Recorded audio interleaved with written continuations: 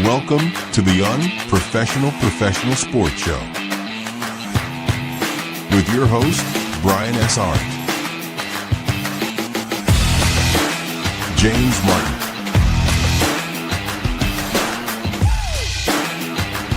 Keith Engel, Bo Crouch, and Mike Tipton.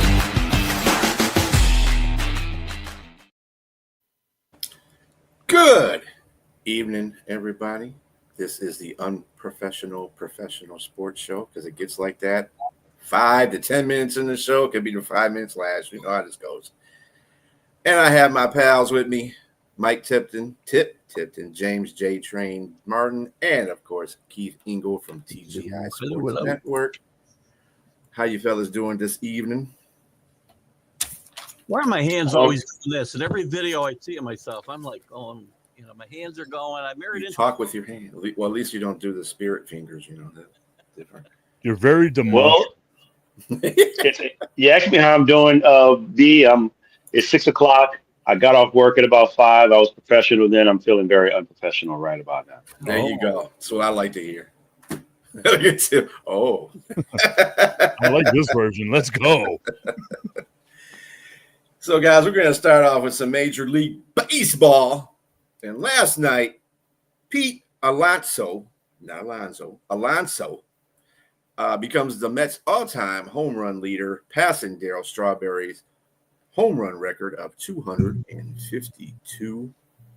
He hit 253 and 254, beating the Braves 13-5. Not him totally, but he was part of that problem. What do you guys think about that? That's pretty cool. I think anytime somebody sets that type of record for a team, it's important. It's good for Pete Alonso because he's having a decent year and he's going to be opting out of the contract that he fought so hard to get last year. Didn't get quite what he wanted. So it's important for a lot of reasons. And he passes a big name in Mets history and even baseball history. And it also reminds you that, wait a minute, he only hit 250 some as a Met, Darryl Strawberry, but he hit a few more elsewhere. But still, it always reminds me when I hear Darryl Strawberry's name of wasted opportunity and what could have been. But Pete Alonso, he's the guy. Listen, I'm not the biggest Pete Alonso fan in the world, but he's the type of guy that we don't see a lot of franchise guys who stay one franchise their entire career, and he's approaching that time where you would think, boy, if he stays this entire career, that's going to make him so much bigger as far as his legacy goes. That's why, again, not being a Met fan or a Pete Alonso fan necessarily, I'd like to see him stay there. That would be kind of funny, too, if he decides to leave the Mets after he just set their record. That would be kind of weird. Not unusual today, right? I mean, yeah. I stay in one place today that's the abnormal see, not the other way around. I think the craziest thing about that is seeing how low the all-time Mets home run record was, right? Like for some reason, I always think of like these teams that have been around for a while, that their home run record, and especially with the steroids era, like it had to be, 400 or something like that. 252? Like, come on, man. That feels like Aaron Judge could have had that home run record. Anybody could have had that home run record. I think the four of us could have gone out there and gotten us 252 home runs combined. Like, it would have been something like that. But it's just, like, it's awesome for Pete Alonso. Wiffle ball, yeah. It's awesome for Pete Alonso, but, like, man, like, I would have thought the Mets, like the names on there, like Darryl Strawberry, the players that have played there for the Mets, it would have been somebody else. 252 seems super low to me, especially whenever I'm looking at like Evan Longoria is the all-time leader for the Tampa Bay Rays at 261. The Rays all-time home run leader is higher than that of the Mets. It's wild to me. Yeah, you think about the Mets' history, they haven't had a lot of offensive guys that have stayed there for a long, long period of time. Star players that just haven't stayed that long. There's the illegitimate stepchild of New York, I guess, New York City. Always. So that's what happens. The Clippers. So So how about them Milwaukee Brewers? They've won 11 straight. They destroyed Paul Skeens. They gave up 4 home runs and a 14 to nothing banging over the Pittsburgh Pirates. Not that that's anything unusual, but the fact that Paul Skeens was on the mound, it tells you. I mean, this is the second time since 2019 that the Milwaukee Bucks, the Milwaukee Brewers have won twice had 2 double-digit straight wins. So that's cool. Milwaukee, man, you can say all you want about LA. I don't know. Milwaukee's showing something right now. 12 straight wins. This is a team, though, historically, they've had these types of regular seasons and then they've flopped badly in the postseason. I don't know what, a lot of times have been their hitting, other times have been their pitching, but they've gone in, I think, with the best record more than once, at least once in the last decade when Craig Counsell was there and flopped in the first round. I said on my show, I couldn't remember them winning a playoff series since 1982, quite frankly, when they went to the World Series. And then somebody pointed out that they did win a divisional round in 2011 or something. But who remembers that? Nobody remembers. That's the problem with baseball and so many teams in the playoffs. It's hard to remember these series because there's just so many of them each year. They're playing great baseball. They got the best record in baseball. They're very well-rounded. I like their manager a lot. It's a team. If I have to, again, I root for one team, but if I have to, pull for somebody in a game, I would like to see them do well in the postseason. This is all for fun now. To be the man, you got to beat the man, and I don't care what I see out of them. I can't imagine any team right now beating the Dodgers. Like, the Dodgers might beat themselves, but it's still the Dodgers, right? And until that monster is slain, I'm going to be terrified of that team, right? Like, that's just the way that I am with the Dodgers. They got a bunch of guys on the IL. They're more than likely going to get the majority of those guys back. They're going to get right on the right track. They have 69 wins. I think they have the second best record in the National League. And we're looking at this team as like a disappointing type team, right? Like they remind me a lot of the Kansas City Chiefs. They're just coming at you like a zombie. No matter what they're going to do, they're still the Dodgers. I think it's an awesome story that you got Milwaukee doing as great as Milwaukee's doing. They 76 wins now on the season, but it's until I see them like dominate the Dodgers, I'm not going to get happy with them dominating whoever they're beating right now. Like, who doesn't beat the Pittsburgh Pirates? Like, let's be honest. The Pirates. Well, they had Paul Skeens out. That's their best pitcher. He's one of the most dominating pitchers in the National League. Well, one of the dominating pitchers in the National League. So that's impressive in itself. They had 4 home runs off him. I mean, guy doesn't really have too many bad days. So that was a bad day for him. But this is the thing, like, Paul Skeens, like, he's an amazing pitcher. We can all say that. He's 7-9 on the season, man. Like, he's got a losing record because of how bad the team is behind him.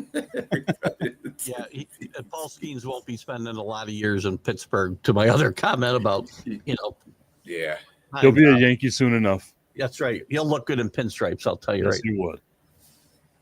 He looked good in the English tea, too. But anyway, how you doing, Rick? Well, those LA Dodgers that you're talking about can't seem to beat the Angels. The Angels are 5-0 against them this year. So obviously they're not in fear of them. Are you calling LA Hulk Hogan and you're calling the Milwaukee Coco Beware? I mean, Coco. are you calling him a jobber? Hey, Let me tell you I'm something, just saying. brother. Hey, Milwaukee's just playing really good right now. I mean, yeah, to keep historic value of the Milwaukee Brewers in the playoffs. I mean, you could say that, but every year is different. So we don't know what's going on. They're playing the best baseball of any team right now. So, I mean, I don't know. We can all say every year is different, but history is history, and history will always find a way to repeat itself, man. I am waiting for the Red Sox to get their other 84 years of not winning a championship. I want another 108 years of the Cubs not winning a championship. Give me that. I am the hater of the year. I got no problems with it. History is going to do what history is going to do, man. Until the Brewers break that history, there will always be the Brewers choking in the playoffs. Okay, so I guess we just ought to chalk that up to Brewers are not going to make the playoffs. Very interesting because they're going to be put out. So Watch them get swept in the first round. Like that would be, you know what? I am rooting for that now. I want that. Inject it into my veins. I need that now. do that. Brewers getting swept in the first round. Don't do that. Leave the Brewers alone. Leave the Brewers alone. They're okay team. Just leave the Brewers alone. They're an okay team. They'll be all right. They're just They'll be all I right. get killed in Milwaukee now. Right. No Milwaukee fans. With as bad as I talk about Green Bay all the time, I don't think I'm welcome in Wisconsin. Oh, Lions fan here, so that goes without saying anything. Also, just one NBA note: the Carolina Hurricanes owner Tom Dundon has agreed to buy the Blazers from the estate of Paul Allen. The agreement values the franchise at over $4 billion. Mr. Dundon intends to keep the Trailblazers in Portland, which is a good thing. You know, more teams. You see the Celtics sell for 6.6. You see the Lakers sell for 10, and you kind of think to yourself, "Oh, $4 billion, that's cute." Right? Like we shouldn't think that way about money anymore, man. Like that's a lot of money. That's awesome that the Trailblazers, you know, I think that's one of the things too, is like a team like that needs to stay in Portland. If I'm not mistaken, that's the only major league team that Oregon has, right? And like the Portland Trailblazers, like they've got a lot of history there. I know they haven't won a championship since what was it, Bill Walton in the 70s. Keith, maybe you can help me out with that. I don't know the exact year, but they were a fun team to watch, man. Like they were that team you were rooting for in the early 2000s, right? Like Rasheed Wallace and Bonzi Wells and like Arvydas Sabonis. Like that was a team that really got people excited. I think Scottie Pippen was even on those teams at one point, right? Like it was a fun team to watch. They've kind of fell on hard times with Brandon Roy, with Greg Oden and stuff like that. Nobody wanted to stay there. Like LaMarcus Aldridge not wanting to stay there. Damian Lillard ultimately having to move on, now coming back. So it's just great to see that Portland's going to be able to keep that team, because the last thing you want is a diehard fan base like that losing their team a la Seattle. You know, Bill's not here, but just like Seattle, you don't want to see that stuff. 100%. I'm glad to see them stay there. They may have an MLS team, but I'm not sure. Or MS, what is it? Yeah, I think they do have a soccer team. Is that really what on God's green earth is MLS? Yeah, well, it's a awful disease. I think Lou Gehrig died. Boy, talk about unprofessional. I'm trying to live up to the name. I would say, I don't know. I mean, Tip, you brought up all the reasons why maybe you should move. They hadn't been, like you said, since Scottie Pippen, man. I mean, they went to NBA Western Conference Finals, and they were one game away, I think, one play away from getting to the finals. And it's just really been not much, man. I mean, the Blazers that I knew were the ones that went up against the Lakers, went up against the Bulls with that whole team. I mean, Kevin Duckworth with Clyde Drexler. Yes, Chris. What's not Clyde Drexler? What's the ball-headed point guard? I couldn't even think of his name. God. Terry Porter. Terry Porter. Yes, that team was loaded. What a great team, man! It's just, but I haven't seen much since then. I'll be honest with you. It's just not much. I don't know. Maybe the new management was striking new blood, and they'll get all the players that they need to be competitive. But man, it's been a long time since they've really been competitive. But the fan base supports them. That's why you can't take that. And they haven't had a great history, but they had one of the great. That team was one of the best teams in professional basketball history. And I agree. Better, by the way, the next year before Walton broke his foot. Every once in a while, I'll give you guys a book. Read a great book by David Halberstam called Breaks of the Game. And it's about the season that followed their championship season and Walton breaking his foot and suing the franchise and all this stuff. It's a great, great book. And that was going to be a great potential dynasty. And it fell apart just like that. It shows you how fragile sports potential dynasties are. But they supported. So you're kind of fading out there, Keith. Am I? Yeah. Now you went to. Where are you, Keith? What happened? We need all of Keith, not the disembodied voice of Keith. We need it. Am I back? It's still low. What the hell? Hang on. How about now? How about now? Yeah, A little great. bit better. A little bit better. Yep. I don't know what happened to my volume. Uh-oh. Keith turned himself down. That's how much he hated that argument. He turned himself down. You guys talk a little bit. I'm going to Self-muted. board. You guys talk a little bit. Self-muted. Might have been a ghost. Might have been a ghost Go of ahead. Bill Walton saying, "I don't like anything about that book." Right. I'm gonna look about the book up. I'm always looking up like sports books and stuff like that. So I'm gonna look into that book and give it a read. But like, it feels like the Blazers are just one of those dynasties that was like never able to get over the hump, right? Because like you're talking about those days. I wanted to bring up one more name from like those '90s teams. Jerome Kersey. That was my guy on that team. Right? Yeah, Like Jerome whenever Kersey. you think of those teams, like okay, they had that window. Then they get that next window in the early 2000s with the team that I had mentioned previously. They kind of drift off, like the Brandon Roy stuff. Like if Brandon Roy, I think that's one of the biggest like what if players, right? Like if he had been healthy, that guy could have carried the team with LaMarcus Aldridge. Who knows what could have happened? Greg Oden. Yeah, but we're talking about a team that like always seems like they were that close, right? Like let's not forget it was what 3 or 4 years ago when we got Dame time. Damian Lillard hits that shot right over Paul George, starts looking at the watch like that. That's again how close they were to being like a contending type team. But it just seems with like Portland for whatever reason they get almost there and then just can't finish it off, man. Yeah, that's where the Pistons got Rasheed Wallace from, Portland, Yes. and get their championship team to go. Jermaine O'Neal. I'm just going to start naming guys that were on those early 2000s Yeah. Portland Trailblazer teams. Trying to think of a guy on the bench.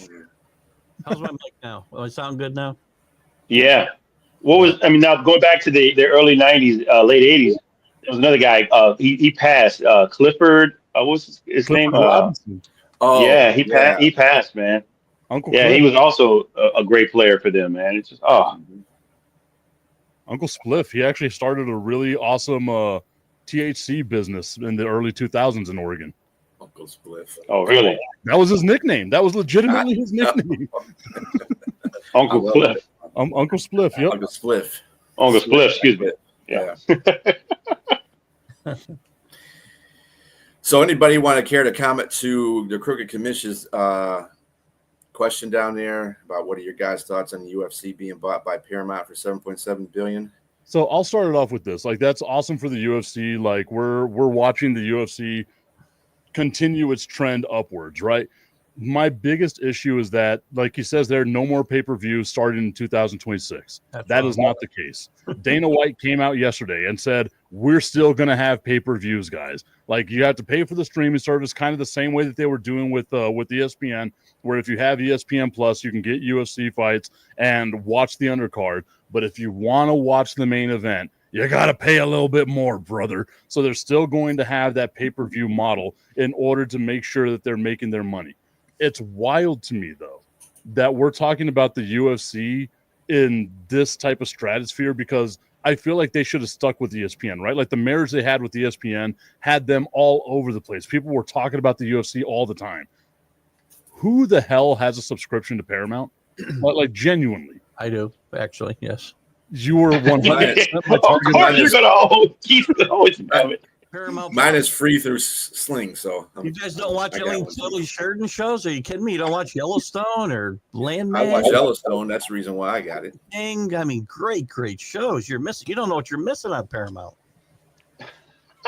I will take your word I for don't it. know if I would have said that. out Thus, loud. the Crooked Commish. I mean, he's telling you who he is. The Crooked Commish. Well, I mean, I'm the same way, right? Like, I live right on the border. I can just change the channel over to one of the Mexican stations. I get that stuff for free. All the boxing matches and stuff like that, I always get for free. So all I got to do is just change it over to channel 26. I know exactly what I'm watching, so I'm good with it, right? I can't see Sly Stallone talking in Spanish. I can't understand him in English. How am I going to understand what he's saying in Spanish? Yo, Adrian. So I'm with the Crooked Commission on this. Like, I don't pay for it anyway. I'm also not a huge fan of the UFC. Like, I don't know what it is. Like, I've tried to get into it. I can't. It's kind of like soccer with me. Like I'm on this crusade of trying to get like into soccer, and I just cannot do it. I was watching like the United States national team. I was like, let's go America, right? I was Hulk Hogan, real American, playing in the background, a flag. There was a bald eagle on my shoulder. I was into this, and I fell asleep in the first period or the first half. Like it was just that hard for me to try to watch this thing, man. Like I'm the same way with the UFC. I can't do it. And I know a lot of the events, because of working at ESPN, a lot of the events are like 8 to 9 hours long. How can they hold your attention that long, man? Like, it's insane. But good for them. They got their money. Awesome to Dana White. Maybe he'll pay his fighters from now on. Yeah, always. Do they make money? What are these fights? What are the prize? I don't pay it. In full transparency, I've never even watched one UFC. UFC. What is Yeah, UFC. What are the prizes? It's like WNBA money. Okay, there you go. Yeah, like it's about that. Like the WNBA is getting 10% of the revenue share. UFC winds up getting, I think it's like 18 to 20%. But that's for all the fighters, man. Like it's not a lucrative business for the fighters, and that's why like John Jones and players, fighters like that have wanted to like unionize and kind of get more money going their way. That's why Ronda Rousey had to wind up going to the WWE. Conor McGregor taking that match with Floyd Mayweather so that he can get a payday, because they weren't getting anything like that from the UFC.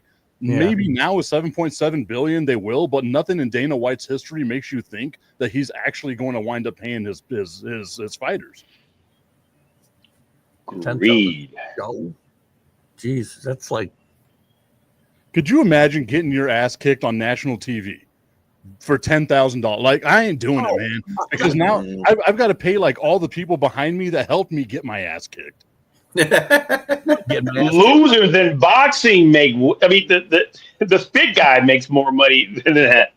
Well, they're getting guaranteed paydays on both sides in boxing, right? I mean, so big paydays. So I mean, you can break somebody's arm, man, a leg. I mean, these guys, and you don't get that much money. That's crazy. How much do they fight? Do they fight like boxers? It's not once a year. I take it. They must fight a lot. No, they fight maybe 3 or 4 times a year. That's not a lot. How do they? Well, they must have other jobs or something. Because how you living on that? You know. I like that we're on the ground floor of this. It's going to be in like 50 years from now. There's going to be kids like, oh, all those UFC fighters back in the day, they were fighting plumbers and car salesmen and stuff like that. That's what probably. Ken Jones wasn't a real good fighter. He was fighting plumbers. And then walked across the street to the stadium to start selling popcorn, so because they need to supplement their income. Right.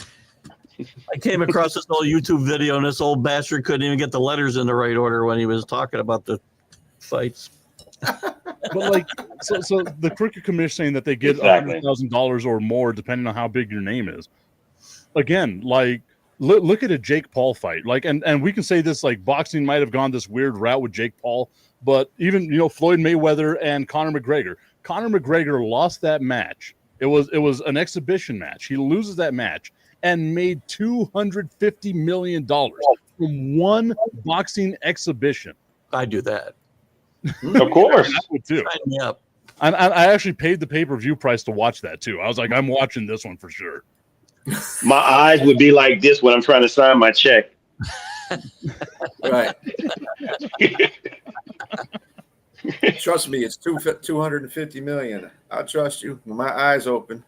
I do like the fact that I do like the fact that the UFC has a title belt. You can see I like my title belts. They have a title belt that's called the BMF, and it stands for Bad Mother Effer. Like I like that title belt. Like if I won that championship, I think I'd be a happy man.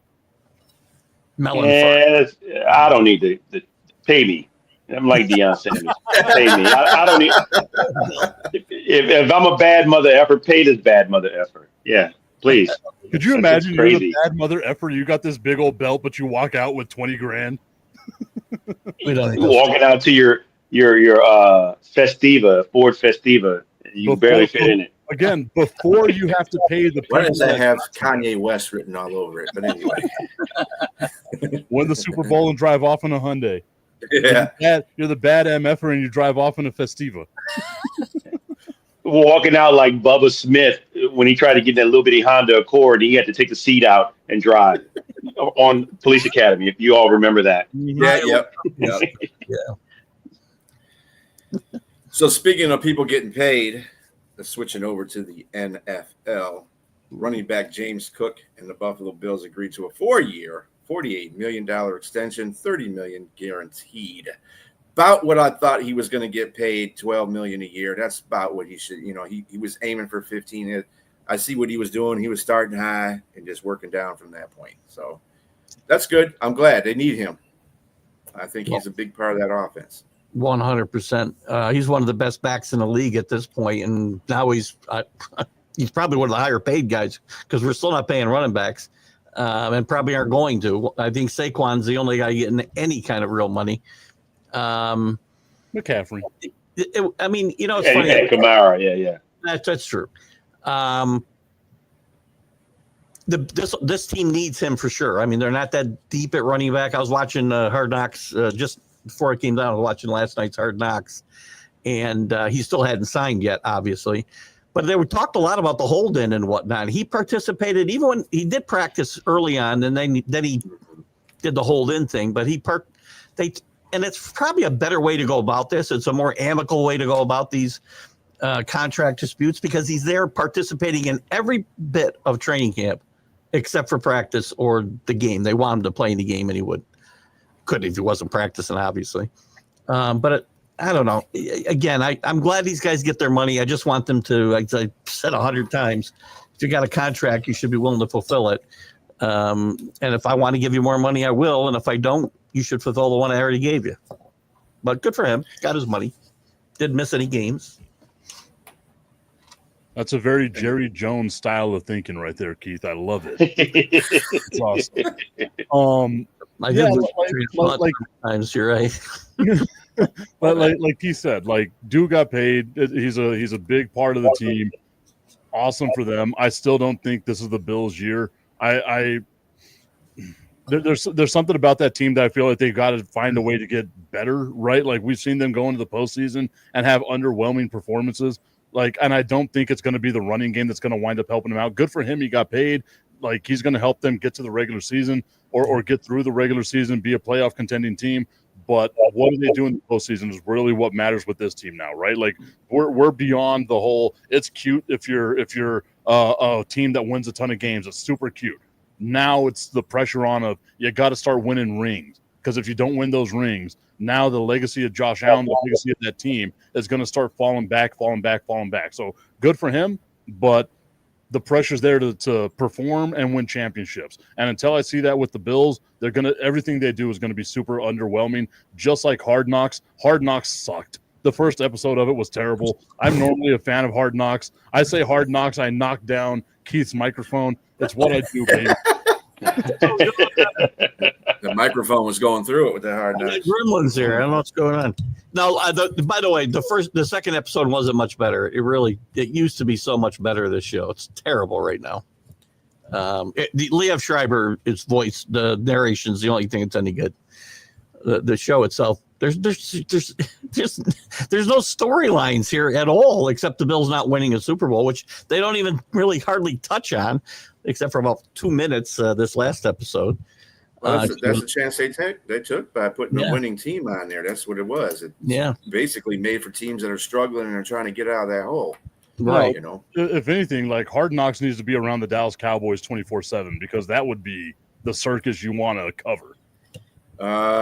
Yeah. Okay. Keep that thought. Are the Buffalo Bills, and I saw this somewhere, this question, are the Buffalo Bills kind of like the Toronto Maple Leafs of the NFL? That's a good comparison. Yes. Actually, the Maple Leafs don't even get to like championship series, though, conference championship series. The Bills at least have gotten that far and just can't get past mostly the Chiefs, obviously. And and then people are going to say, well, even if they win, to your point, even if they win and the Chiefs are appreciably worse this year and they go to a Super Bowl and get through the AFC, people will say, yeah, but they never got past the Chiefs when the Chiefs were at the top of their game. People are always going to have that blemish from these last, 4 years or so. And it's a very talented team, and Josh Allen is a talented guy, and I hope he doesn't go through his career without winning, because there's some great quarterbacks who never won, and we don't think of them the same way. We just don't. Yeah, I don't know. I feel the same way about the Lions too. I mean, if they win the Super Bowl, it's going to be like there's going to be some caveat behind it. Whatever, we got one. I mean, look, it's always going to be that team. That's some great team. And Keith, come on, you sitting there behind that microphone with that headset on, knowing with that weird smirk on your face, you know where I'm about to go with this. I mean, you got one of the greatest teams that you've had. I mean, in the Patriots, and you had Tom Brady and Peyton Manning. You guys were in his way. He got through one time. He was able to get through in Indianapolis. We should have. But he had a lot of great teams. Bad defenses probably, but he had a lot of great teams. But Peyton Manning was one of the guys that was knocked for not being able to win the big one. I mean, it was in college in Tennessee and also in Indianapolis. But you still don't take away from the greatness of Peyton Manning. So my point in bringing that up, I know you're not. I'm not. But I'm just saying, you said people think differently of him. I just think that it's always going to be somebody that's like Michael Jordan. And I hate to use that analogy, but everybody had to come through Chicago, like Michael said. Everybody had to come through Chicago. Yeah. And nobody ate off of his time. Barkley, Malone, Kevin Ewing, all these guys. Great players, great teams. Had Jordan not been around, they probably would have won a championship. Same thing here. I think with Mahomes and Andy Reid, man, they just gotta. Even though they didn't win it last season, they didn't win a Super Bowl. They're still the team to beat. And same thing for Lamar. He's probably gonna have that knock on him too. I mean, great regular season player, great team. They even better this year look like, but they may not win. It's just what it is. You got to remember too, Buffalo lost 4 Super Bowls, so that adds on to the whole nostalgia. At least Peyton Manning won a Super Bowl with Indianapolis, and then he went to Denver and won one. So I mean, it's about winning a big game, really, and they haven't done that. So, and that's what I was going to say, right? Like going back to my history repeating and stuff like that. I want Buffalo to make 4 straight Super Bowls and lose it again. Like that's I need that to happen once again, just so that way we can have this happening time and time. Like history is a beautiful thing. Let's replay it. Buffalo, make your Super Bowls, get past Kansas City, get past Baltimore, make your Super Bowls, but then lose. As long as it's not to the Eagles, just lose. Come on. The only Ray Finkel moment I want to see is on Ace Ventura. I don't want to see a kicker missing a kick and losing to the Giants. No, I don't want to see. I don't want to see that again, because they should have won that game by all intents and purposes. That was a game that Buffalo, if they had to win a Super Bowl, it was the first one. Against the Giants. I really think if they won that Super Bowl, they might have won 2 or 3 Super Bowls if they'd won that one. Actually, yes, that was a great team, and getting to 4 straight Super Bowls, by the way, is quite an accomplishment in itself. Nobody else has ever done it, so you can't say that wasn't a good team. Let's not forget the buzzsaw that they ran into in that 3rd Super Bowl where they lost 52-17. Was that the second? That was the second one, right? That was the 3rd one. No, you're right. That was the 3rd against the Cowboys. Oh yeah, you would remember that for sure. Of course. I had Don Beebe on mentioned, and he reminded me about stripping Leon Lett at the goal line. Oh my God. Leon Lett was a national treasure. I'll say that much. He really was. Like that guy.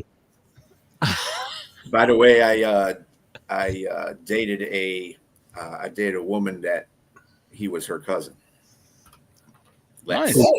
Don Beebe or Leon Lett? Leon Lett. No, Don Beebe. I got the Don Beebe. I'd rather brag about the Leon Lett one, not Don Beebe. That's yeah. But Don Beebe's a tremendous human being. I tell you, I had a great interview with Don Beebe. You did. I saw it. It was great. Yeah, he's a great interview. Doing great things at a small college now, football coach. Doing great. Yeah. Things. I'm gonna find out where that college is. I'm gonna find him with a football in his hand. I'm just gonna knock it out of his hand. How many guys down 40 points would have chased a guy 100 yards down the field to strip him at the one? Nobody else. Just to say no, that's not happening on my watch. No, you're not getting 60. Yeah. Right. And near to dear to Keith's heart, Cameron Haywood may set out games among options amid contract disputes. I just don't. Cameron Haywood needs to sit down somewhere. You just got a if he sits down, he might not get back up at 37. He's near retirement. I mean, yes, he deserves. He's like the 22nd highest paid defensive lineman in the league. He deserves more than that. True. However, then you should have put that stuff in your contract last year when they gave you a 2-year extension. I don't know how he's pushing Social Security right now, and it's hard to say that. I mean, for real, what you got to tell an owner that, hey, I need to make more money just on my last go around, and next thing you know, he breaks a toe or something, and he's done. And you just paid this guy all that money at the tail end of his career. He made a crap ton of money. And I get it. He was, don't get me wrong, he was all pro last season. But are you going to get that? Is there a promise that you're going to get that this season at his age? It's hard. It's hard to say. I mean, guy's made a lot of money in his career, and we just got to bleed every last drop out of it. I get it, but I don't get it at the same time. No, I mean, I totally get it. If the team's out there willing to pay you, bend them over the table, make them pay you, right? Like that's the way. I probably shouldn't have said that. I apologize, but like I don't even know what you're talking about, so that's fine. Bend them over the table. Some weird game of Twister going on here, or what? You just look, damn it. Maybe. You gotta do what you gotta do, right? Like you just gotta get paid, and like if he finds a way where he can get a couple extra bucks, make a couple extra bucks, right? Like the Steelers aren't going anywhere. We can all say they're maybe the second or third best team in that division. They're not a Super Bowl winning or contending type team. Do what you got to do on your way out. Make as much money as you possibly can. If all of us were in that situation where we could demand more money, we would 100% do that, right? Like all of us would at the drop of the hat. Sure, you've got your contract. Sure, you've got this and that. But at the end of the day, that team doesn't care about you more than you care about that team. Get as much money as you can out of them, because at the end of the day, sports are a business. It's all a transaction. Milk them for what you can. And if you can't, hey, at least you tried. But then play if you have a contract. If you can't get it and you can't bleed them out of it and you can't put them over the table to get it, then go play out your contract. It sounds so much different coming from you. Why are we putting people over the table? If you're able, It sounds more PG when Keith says it. I was about to say. It sounded very awful, didn't it? It sounded so much more pleasant whenever Keith says it. Oh, because he said put versus been. Oh, yes, there it is. The proper wording. And staying with those same Steelers. Oh, God. Funny of the day, Roger says his new helmet looks like a damn spaceship. Well, dude, let me tell you, we can go so many places with that comment because you're already in a spaceship. He's already been on one, at least one. The offer's still there. I am willing to do ayahuasca with Aaron Rodgers anytime that he wants to do ayahuasca. All I'm saying is, like, he was talking about how he used the same helmet for 20 years. And you know what? That makes a lot of sense now. That helmet he's been using for the last 20 years, that's why he's got that big old dent in his forehead now. Like, it's all it is laying down the groundwork for what the new excuse is going to be, right? Like in Green Bay, the team wasn't good enough around me, despite the fact that they made 2 straight NFC championship teams. The Jets, the injury, this and that. I didn't get along with the coach, blah, blah, blah. All it is laying down the groundwork for what the new excuse for Aaron Rodgers is going to be whenever he ultimately doesn't reach the expectations people have of him this year, and the Pittsburgh Steelers are an absolute joke in their division. I have nothing to add. I mean, that says it all. It's Aaron Rodgers. The helmet sucks. Rodgers cannot win with a bad helmet. We know this. This is why this is called the Unprofessional Professional Sports Show, because we have to add Aaron Rodgers on here because he's that guy. But again, I'll do ayahuasca with him anytime he wants. I'm sure you will. Yeah. I think Tim wants some of that. I have a buddy of mine who lives in Arizona, and he sent me a link. He's like, "Look, man, we can come here. We can try it out." And I was like, "I don't know if we're that close of friends to go do ayahuasca together. So maybe we slow it down a little bit." Yeah, pump the brakes, buddy.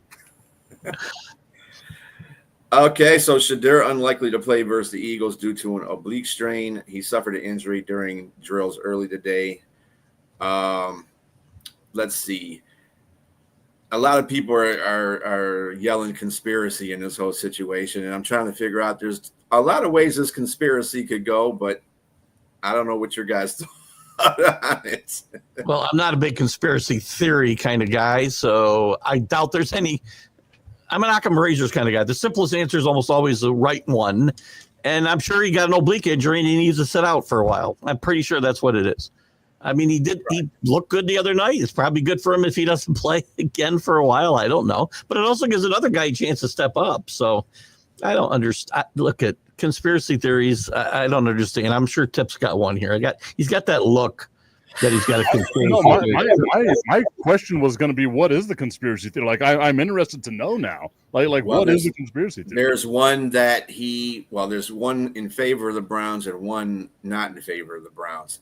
One in favor of the Browns is that they have this injury, so he doesn't have to play against the starters of the Eagles defense, because they're probably playing the starters. They said they're pretty much going to play the starters on that the next one, and that they didn't want to see they didn't want them to see the true Shedeur. Okay, that's the positive one, and the negative one, of course, is to keep him off the field as much as possible.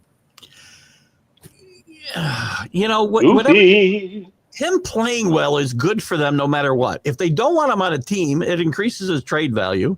If they do want him on a team, then they may have a quarterback. Who knows? So it doesn't help them to keep him out. I don't think. Maybe I'm being too simplistic about this. And I don't know how much would he played anyway. I think that they have. Well, I think Gabriel was supposed to start, and then he was going to be playing the rest of it. But he wouldn't have played against their starters. Then he likely wouldn't have played against their starters anyway if he played.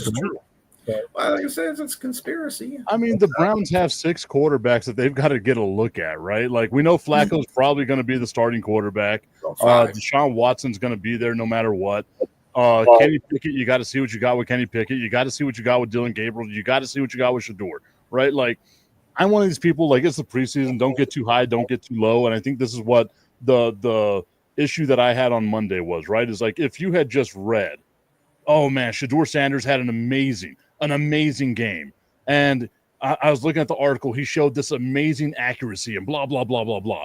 60% completion percentage isn't amazing to me, right? Like that's kind of middle of the road backup quarterback stats that you normally get through a regular season in the NFL. But if you're the Browns, you've got to play him as much as possible. So I don't see a reason why it would benefit the Browns not to play him. So that way you can see what the hell he brings to the table. Because there's no way you can go into the future with 5 quarterbacks. Like, someone's going to have to be off this roster in the next couple of weeks. And it's a real battle there. So if you're the Browns, are you taking 2 rookie quarterbacks into the regular season as your second and third quarterback? Like, is that really what you want to do? If not, then you need to trade one of them and have a showcase here of, look, these guys can be halfway decent for your team. You're a team like, I don't know, like the Cardinals or someone like that who's got a quarterback like Kyler Murray who can get hurt. Maybe you want one of these guys. Maybe you're the Dolphins and you got Tua Tagovailoa who's going to be hurt. Do you trust Zach Wilson, or would you rather go with one of these rookies who you might be able to trade for? So, like, for me, they need to push these guys out there as much as possible. 100%. So I don't see any conspiracy here that would benefit the Browns. Yeah. No, I've got to disagree with you, Tip, about the not amazing part. I agree that 60% is not great. But I think when in preseason, I mean, you're playing vanilla, you're playing a little bit of, the second and third string. But with that said, I think the traits, when you see how mechanics looks great, hold the ball too long, probably not. Again, this is a rookie we're evaluating here. But 2 tutties in the game, man, and the way they look too in the red zone, those are some impressive touchdowns. That's what I would say amazing is being able to take a couple of drives down, and actually he had 3 drives with touchdowns. One was a rushing touchdown. So that's impressive. That to me, that's what's impressive. I agree, 60%. It's okay, but to put your putting points on the board is what matters. And if you're putting 7 versus 3, that's impressive to me. I think that's what's amazing that he was able to do that, considering he wasn't a first round, second round, third, fourth, but a fifth, 144th pick. Yeah, but I think that draft position for him, like we can all agree, that's not Shedeur Sanders, No. right? Like he's not your typical 5th round draft pick. Of course. I mean, but I think for me, I need to wear my shades right now because I've shaded everybody because everybody gave me a hard time about saying that he should have been drafted in the first round. And I watched his Colorado games. I thought he's an excellent player, but I guess everybody can say now that you see that that wasn't good. That wasn't I mean, I get it. Not every team in the NFL needed a quarterback, but the teams that did need quarterbacks allowed him to fall to the 5th round, which is not good. I just want to keep up that same energy whenever Dylan Gabriel goes out there and passes for 162 yards at 61% completion percentage and 2 touchdowns. Like that's all I want. I have a question about numbers. So I have been derided a lot. I don't remember about you guys, but about Michael Penix, and I do not think Michael Penix is that good. And everybody's all over Michael Penix. Kirk Cousins can't win that job. I'm on record as saying he'll win the job. Maybe not training camp, but eventually he'll play due to performance, not injury. Michael Penix completed 58% of his passes in the games that he played last year. That's it. 3 touchdowns, 3 interceptions. I saw nothing out of him that was any better or worse than what I saw out of Shedeur the other night. So I don't know why we're so down on Shedeur, and again, I don't know where you are on Penix tip, but I know everybody I talk to loves this guy. Well, I love Penix because I'm left-handed and I love a left-handed quarterback. That's the only reason why I love Michael Penix. But I think you can look at he's got more talent around him, right? Like the ceiling for the Falcons as a team is higher than that of what the Cleveland Browns are right now. Penix can rely on Drake London. He can rely on Bijan Robinson. He can rely on Kyle Pitts to help. Nah, not Musty Pitts. He can't rely on Musty Pitts. I don't think so. I don't that think guy. Pitts was used correctly over the last couple of years, man. Like putting him in the slot is where you need to put He didn't have the right deodorant. He wasn't sure. I think you need Happy Nuts. he needed some. Yes, exactly. HappyNuts.com. I think Penix is more of an availability type of guy. I think injuries. He was injury prone, and he just didn't get. He wasn't open as much as you would like. I mean, this guy's supposed to be a real fast guy, and one of the guys that used to be on the show on Friday Night with the Fellas, Kevin. He's a Atlanta Falcons fan, and he said the same thing you're saying about not being used properly. But I watched their games too. I just thought that he just wasn't. I mean, again, to be an 8th overall pick, he hadn't shown me much. He hadn't shown me much at all. But with that said, giving him this I job, agree. No lie. I don't get it. What?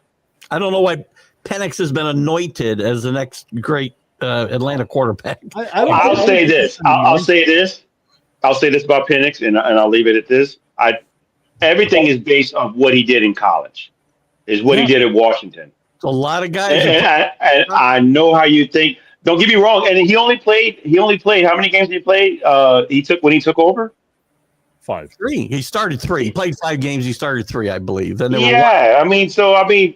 I guess that's what I would say. I would say base. Don't charge it to it. His head, charge it to his heart. I would say don't base it off of what those few games that he played. He took the scraps and the leftovers and had to go in as a rookie to take over. I think he's an excellent quarterback. I just weapons that Tim mentioned in those 3 games, and again, he may be a fine quarterback. I'm not as high on him as everybody else, and I do think Kirk Cousins didn't play any worse. Well, he did while he was hurt. We know what happened to him, and he should not have kept playing. But before that, he was not playing any worse than what Penix played in those last 3 games. Yeah, well, he was actually before he got hurt. He was playing great. Especially that 500+ yard game he had against Tampa Bay. Yeah, So And that's what I was going to say. Well, Like, The whenever only person that would agree with you, Keith, is Sonia, our compadre. She would tell you that Penix is being held together by Gorilla Glue, and he's been injured a lot during college, and he's trash. So she'll she go kind of out there, agrees with you. trash. she'll go out there and say that Penix is too small while having Bryce Young as her quarterback.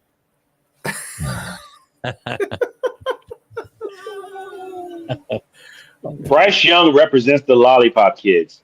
I just think Woo, if she sees some of this, boy, she's coming after y'all. Anyway, that's for you, Sonya. That's for you. Yeah, J Train, he ain't big enough to be one of them. I didn't see any comments from Sonia about football this week after the first preseason game there where Shador beat her team. I haven't heard a word from her. The first thing I said in our text message, I said Shador stats, and it was just like crickets. Crickets. thumbs up. At least I said, you know, I'm again, guys. Like, I apologize. I know a couple of weeks ago I said the Dallas Cowboys are going to go 17-0 after watching them lose in the preseason to the LA Rams.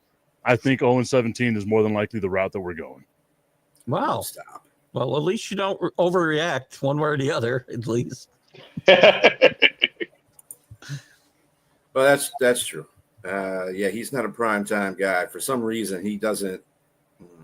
I don't know what's going on with Kirk. I've actually thought he was talking about Star Trek for a second, so I had to reread that. I where does all the Kirk Cousins hate come from?